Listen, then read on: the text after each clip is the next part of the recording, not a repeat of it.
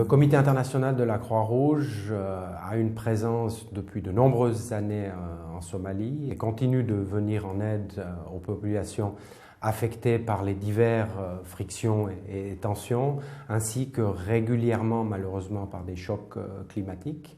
Et ce que nous avons pu gagner ces derniers mois et années est une présence de nouveau beaucoup plus étendue dans les zones rurales, sur le centre et le sud de la Somalie, dans des zones claniques qui nous étaient inaccessibles par le passé. On a regagné la confiance des diverses communautés. Le deuxième élément d'avancée significative est le travail que nous appelons le travail de protection, et essentiellement l'accès aux personnes privées de liberté.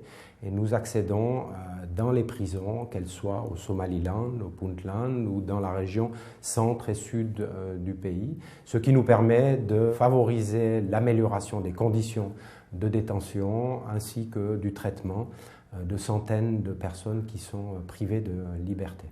Le Comité international de la Croix-Rouge continue d'assister plusieurs centaines de milliers de personnes sur l'ensemble du territoire somalien. Nous soutenons 4 grands hôpitaux à travers le pays.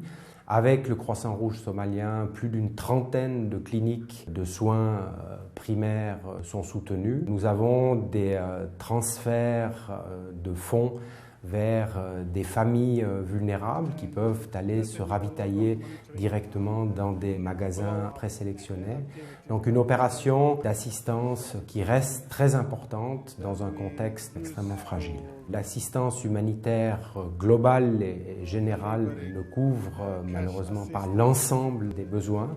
La situation sécuritaire et la complexité clanique de la Somalie rendent la présence d'autres organisations également difficile, mais le mode opératoire neutre, impartial et indépendant du CICR est bien compris par les parties prenantes à cette situation, ce qui nous permet d'être dans des zones où d'autres organisations aujourd'hui tentent de venir pour complémenter notre assistance.